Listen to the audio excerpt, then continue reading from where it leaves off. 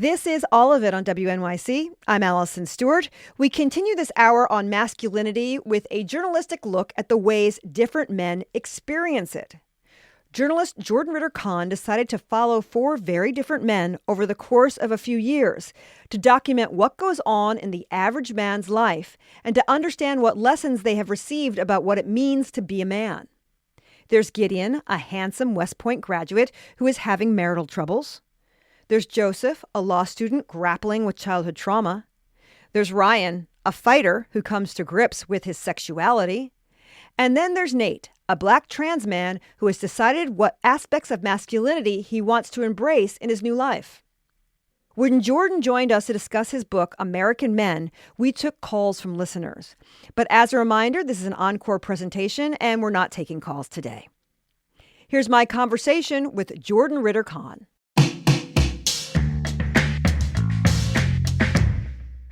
When did you first get interested in writing about masculinity?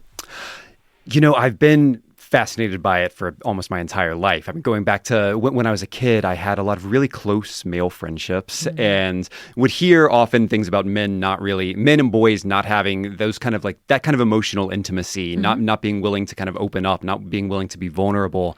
And as I became a journalist, I found myself quickly drawn to the kind of stories where you can sink very, very deeply into another person's life. And because I've written a lot about sports, I've often found myself writing the stories of men and writing stories where men are open and vulnerable in ways that we're often told they don't like to be.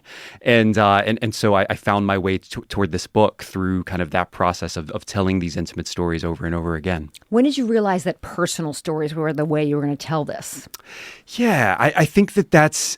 As a reader, that's what I love. I love, I want to get swept away by a story. I think that, reading nonfiction books that grapple with big ideas in a really explicit way can be interesting and paradigm shifting, but I'm moved by story and I wanted to tell ordinary people's stories. And these four men were willing to kind of let me kind of tell their story with a level of intimacy and depth that I knew that I would respond to as a reader and that I knew that I would love to write as well. As a journalist, what were some of the questions you had about masculinity at this point? Yeah, I wanted to kind of explore this idea that I didn't really find my way toward until I got going on the book. But this idea of how we all kind of inherit a certain ideal of what a man is supposed to be. And that can look different depending on your family, depending on your cultural context.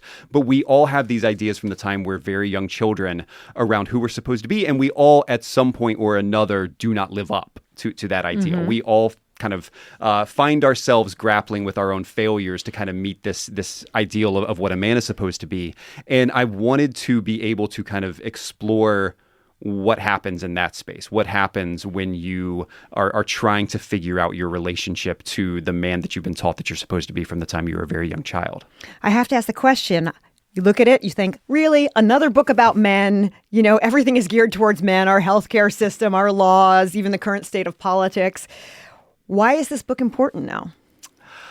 Well, we're about half the population. It feels like that there's just that. I think that just telling stories about us in ways that get at pieces of ourselves that we don't often like to show, that get at the ways that we grapple with traumatic experiences, the ways that we grapple with kind of power that we have in some situations, with feelings of powerlessness in others, what that does to us. Getting into stories in a way that kind of shows some of the softer sides of kind of our experiences, that shows the ways in which we kind of long for and grasp our way toward human connection. Felt like it was kind of exploring a side of men's experiences that sometimes we don't like to show, that sometimes we don't like to tell those stories, but they're so central to who we are. My guest is journalist Jordan Ritter-Kahn. His book, American Men, looks at four men over the course of many years to consider masculinity in modern times. How did you decide what four men to cover in your book? It was a long process. I cast a very, very wide net. I talked to dozens, more than 50. But I knew that I wanted stories that would complement each other. I knew that I wanted one man who had some direct relationship to violence. And so in Ryan, he's a gay man who the book follows him during a time when he's closeted, but he's also getting in a lot of bar fights and kind of navigating, trying to kind of figure out his own identity. I knew that I wanted men who had experience with the military, just because that's so much of how we tend to define masculinity in this country. And so two of them, Gideon and Joseph, are both veterans. Gideon, a West Point graduate. I knew that I wanted a trans man. I wanted to tell the story of a man who had kind of embraced masculinity in a way that was more intentional. That so much of kind of gender is just kind of the waters that we are swimming in from the time we're very, very young children. So much of it is subconscious. And I wanted an experience to write about the experience of someone who has had to be a bit more conscious in kind of how he wanted to embrace masculinity. I also wanted someone who had been kind of in the evangelical church, just because that in this country is a huge kind of arena for a certain idea of masculinity to be on display. And we have that in Joseph. So it was really, ultimately there was kind of this idea that everyone's story is interesting enough to be told if they are willing to dig into the really deep stuff. And so finding the men who were willing to do that, whose stories would complement each other, was kind of how I found my way to these 4. You were with them for 4 years, yes? 5. 5 years, 5 years. What did those 5 years look like for you as a journalist? How did you go about tracking their lives? Sure. It was going to see them often, and just being, when I would be with them, it would just be, as much time as you'll give me, I want to be there. As much as we can be together, I want to be there. As much as I can be interviewing you about your past life, but also kind of following you through your life right now. And it's a lot to ask. I mean, they open themselves up to, in terms of the amount of time, in terms of the amount of vulnerability, they open themselves up to an incredible degree. And so it was just checking in constantly, making sure that when they were ready for me to come and be with them, I could be on that plane and be there with them in person as much as I could. And Did you ever see them making a mistake? You saw the mistake coming down the road and you didn't, but you have to kind of be a journalist and watch it happen? That's such a good question. At times I certainly feel like that, but also, I'm a journalist, but I also, when you are writing about people so intimately, there are moments where you come to really care for them. And so I would talk with them about like what's going on in their lives and kind of try to, I wouldn't always feel like I have to be totally removed from this. Yeah. Like they become such a huge part of your life and you care for them so deeply that you want to kind of, when you see that decision coming down the pike, you want to talk it through in a way that might kind of allow them to see another path. You allowed the men to look at the way you have written about them. And it's not always flattering what you wrote about them. Did you receive any pushback? I was surprised by the degree to which I did not, except there was one moment with one man who, and what I did is I read it out loud to them the first time because I wanted to see their faces when they heard it. I wanted to experience it in the moment. But one man at one point was like, I don't know if I can do this, after a particularly difficult moment of, something that he would see as kind of his own failing, a description of that. But then we didn't talk for a couple weeks. And the next time we talked, he said, and this is one of the men who's a parent, he said, when I think about my child reading this at age 15, that feels really scary to me.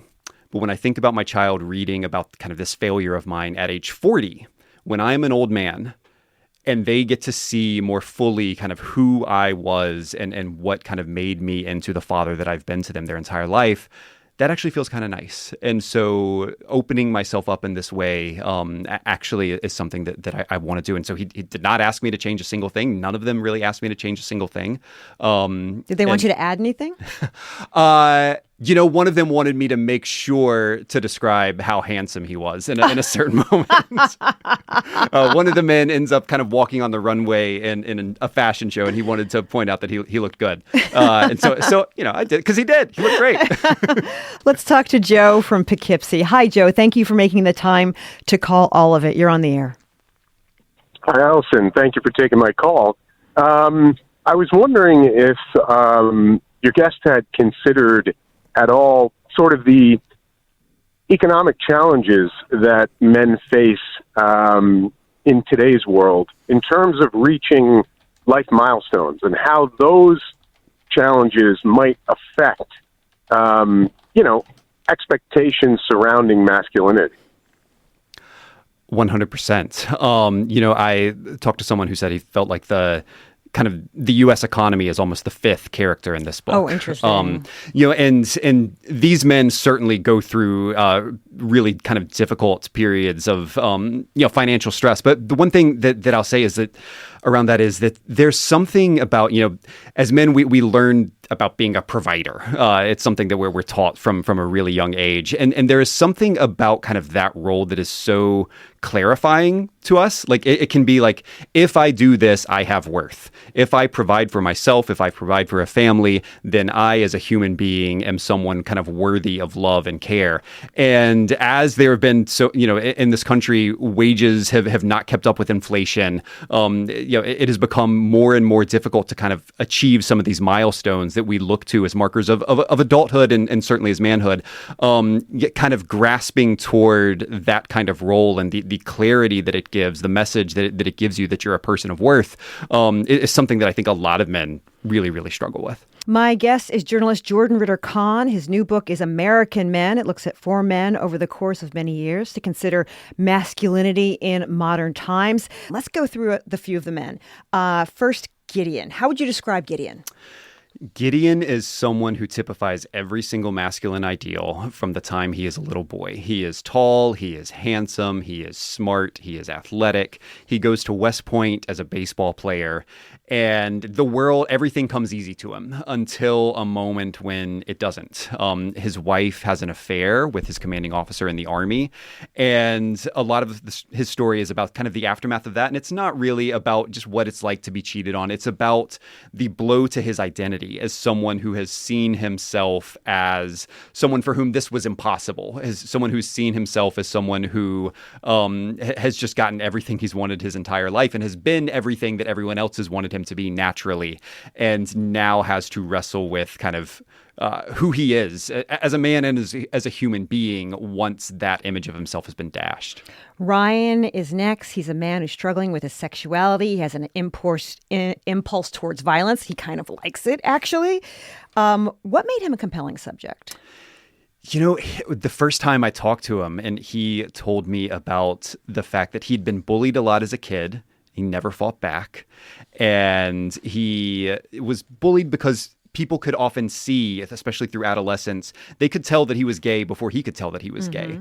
And when he becomes as an adult and as he's beginning to wrestle with his sexuality, he has this moment where he snaps and he gets into a fight and all of a sudden has this moment of feeling like, oh, now I understand why kids used to bully me, because it feels kind of great. Like there's something about the that feeling doesn't last, certainly, and treating others that way can kind of strip away at your sense of yourself over time. But that immediate feeling of power is something that he becomes kind of intoxicated by.